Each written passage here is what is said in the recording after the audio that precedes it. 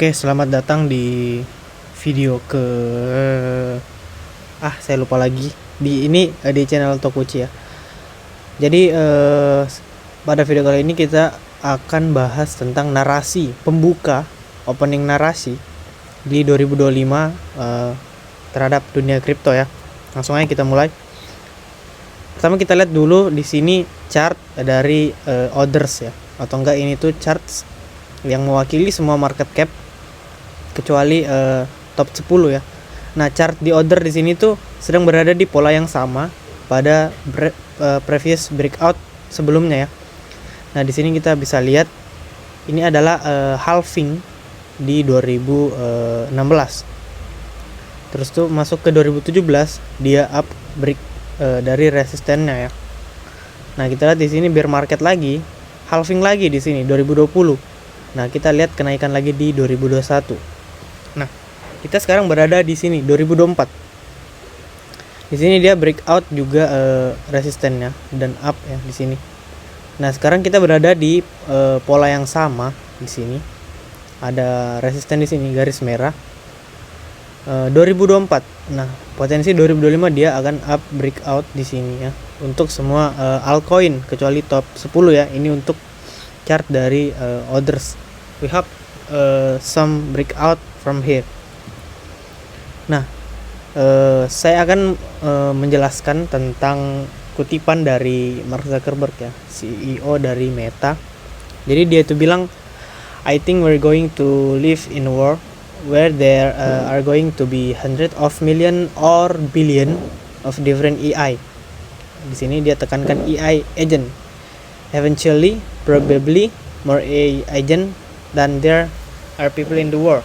Nah, jadi di sini tuh Mark Zuckerberg ya. Di sini tuh Mark Zuckerberg. Kenapa saya ambil kutipan dari Mark Zuckerberg? Karena dia tuh anak muda gila tentang teknologi ya. Jadi saya percaya dengan pikirannya dia.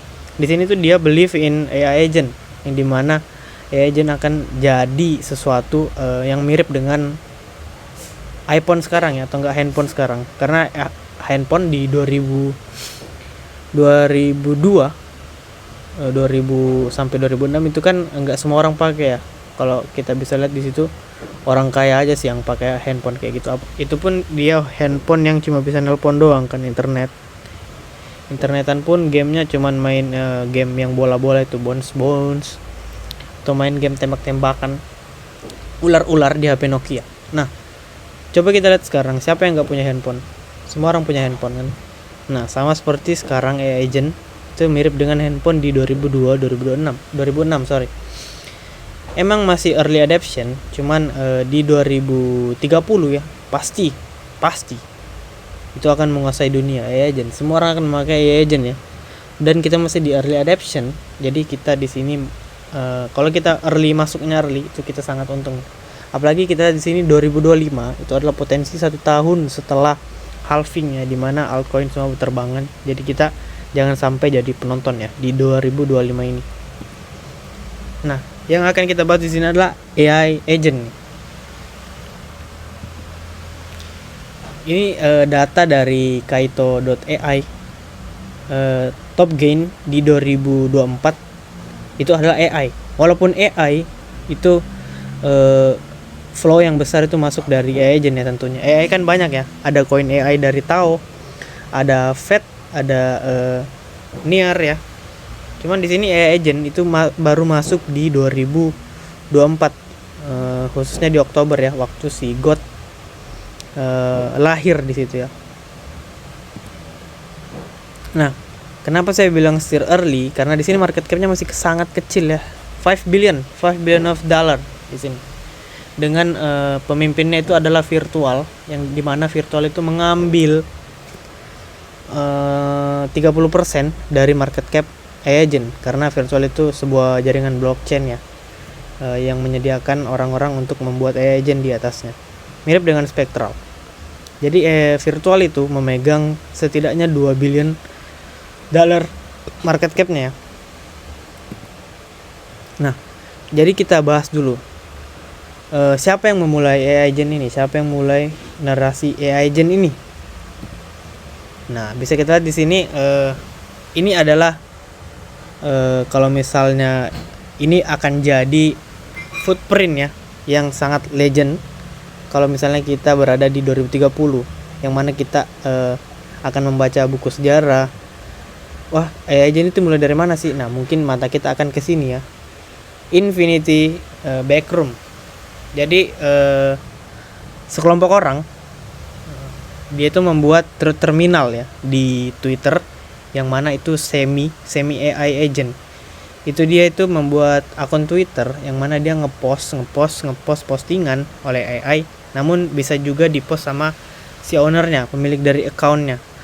Nah, di project pertama dari Truth Terminal ini adalah Infinity Backroom, yang dimana di sini adalah kita bisa memakai AI agent ya untuk mencari sesuatu di Infinity Backroom. Ini seperti blueprintnya ya, seperti baby, seperti newborn dari AI agent Infinity Backroom. Nah, terus tuh jalan dari Infinity Backroom itu terus nge-tweet Terminal of Truth di X ya, di Twitter. Nah, terus tuh Mark Anderson itu dia co-founder dari AI16Z. Itu kalau kalian tahu itu adalah perusahaan yang berfokus pada AI ya, AI16Z ya, AI16Z. Yang dimana dia itu memberi suntikan dana sebesar $50,000 ya kepada project terminal ini. Nah, uang itu akan dipakai untuk utilitas untuk membangun proyeknya si orang ini, Terminal of Truth. Jadi berawal dari AI yang beroperasi di X dan didanai oleh Mark Anderson ya sebanyak $50,000. Nah, terus tuh di sini uniknya AI ini tuh pertama kali dia bukan ngecall ya, maksudnya pertama kali dia itu nyebut ticker tentang koin kripto, yang mana dia di situ nyebut God ya, God Maximus pada Oktober 2024 ya, tanggal 21 tepatnya. Nah, di sini tuh God langsung hype banget ya. Karena apa? Karena ini adalah AI. Jadi dia tuh AI agent itu kan dia konsepnya kayak berevolusi ya, diberi pertanyaan, dia akan mempelajari pertanyaan tersebut tanpa disuruh, terus tuh mengambil keputusan tanpa disuruh ya, karena dia belajar dari masa lalu atau enggak belajar dari pertanyaan-pertanyaan yang sudah ditanyai kepada AI agent ini, yang mana dia pelajari. Nah, dia secara tidak langsung nge-tweet ya di situ koin God. Nah, kalau kalian tahu God itu juga adalah AI agent juga di Solana, namun dia berbasis meme ya di jaringan Solana. Nah, muncullah langsung God Maximus ya, yang dimana ini adalah AI agent meme yang pertama, pemimpin dari narasi AI agent yang langsung meledak ya. Ini adalah sejarahnya, atau enggak ini bisa kita sebut sebagai frontiernya, karena dia adalah AI agent pertama koin di kripto yang naik dengan revenue million of dollar ya. Lalu kemudian muncullah banyak AI agent lainnya seperti Griffin, Cerebro, Clencher, Virtual, XBT, AI16Z ya. Itu juga si Mark Anderson membuat koinnya juga ya, AI agent sendiri, AI16Z. Terus tuh ada Fed Singularity. Dan di sini bisa kita lihat pertumbuhan koin AI agent dan revenue itu stabil ya, walaupun koinnya banyak, supply-nya banyak, cuman dia revenue-nya, penghasilannya itu juga bertumbuh sesuai dengan banyaknya koin yang tercipta ya. Ini seperti misalnya manusia melahirkan terus kan, cuman keuangannya stabil gitu, walaupun dia punya banyak anak tapi keuangannya stabil, tetap bertambah, anaknya banyak, uangnya tambah banyak. Ini kayak rezeki tahayul ya, kayak orang-orang bilang banyak anak banyak rezeki. Jadi seperti ini, sudah muncul koin-koin AI agent baru terdistribusi di market, cuman revenue per koin AI agent tersebut itu stabil pemasukannya. Maksudnya revenue itu penghasilan mereka ya dari project yang mereka punya. Nah, terus tuh ya, sebelumnya saya ini video dibuat tanggal 31 Desember.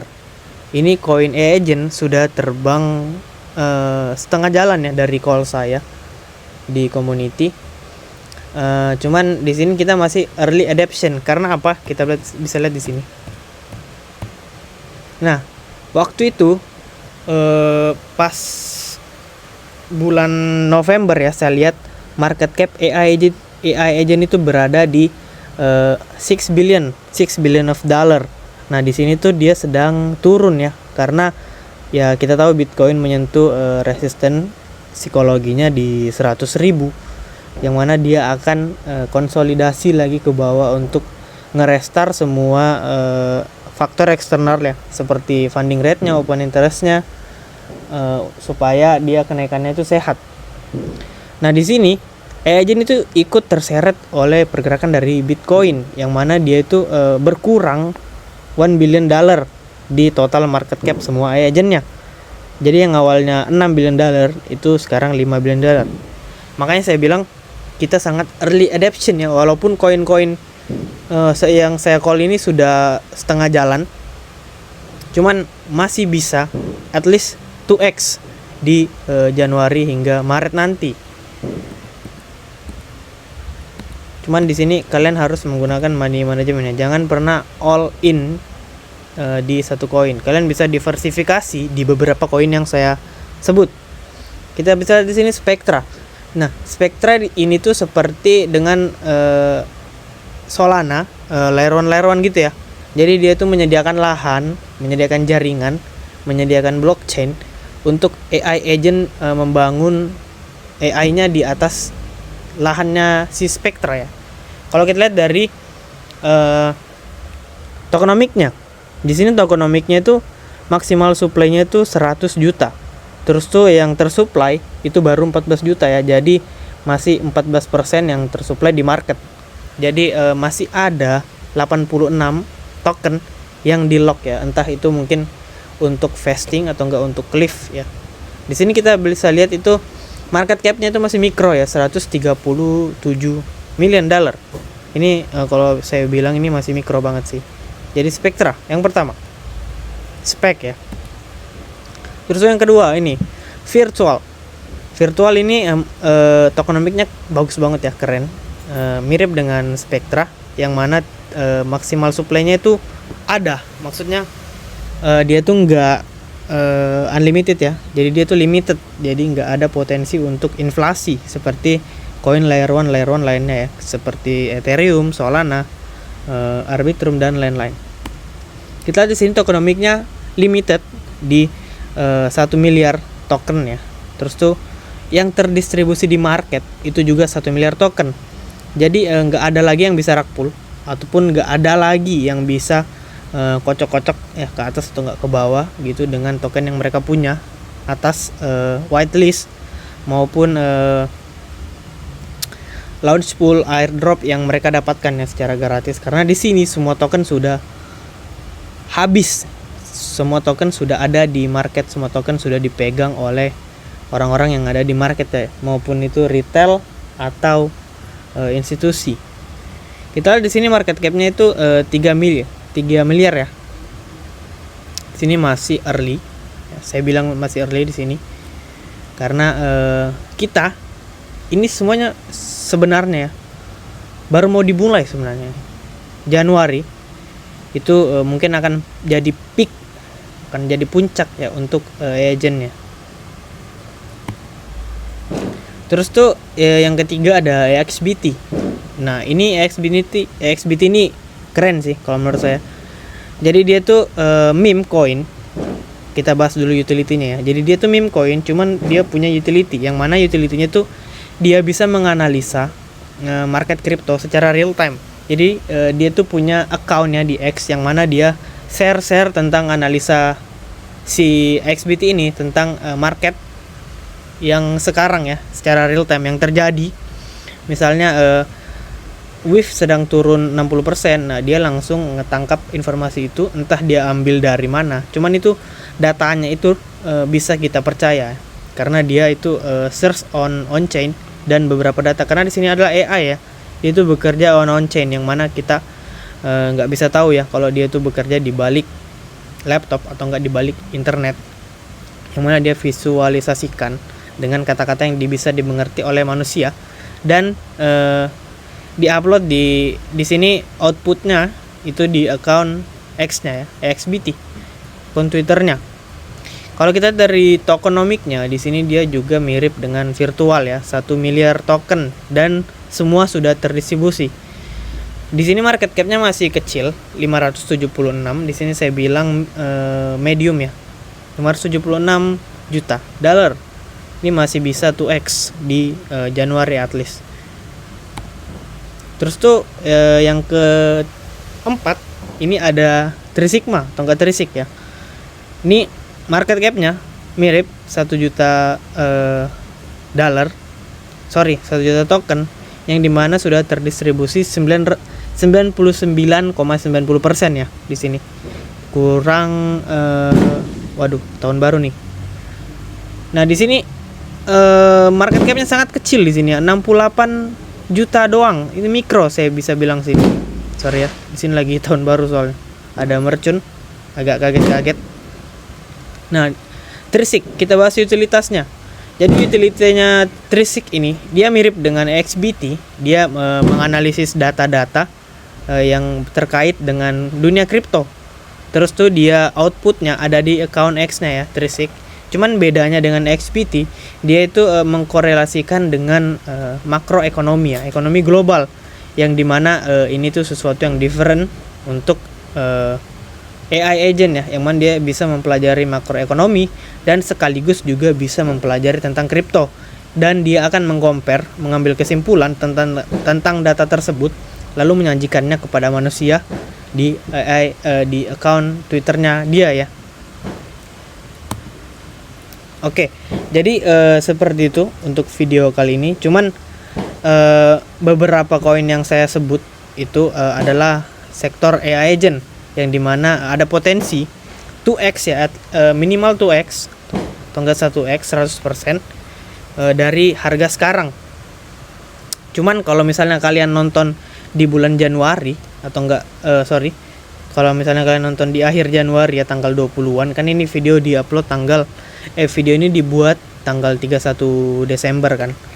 Mungkin kalian udah telat ya, jadi jangan masuk kalau kalian sudah nontonnya di akhir Januari atau enggak di Februari apalagi ya.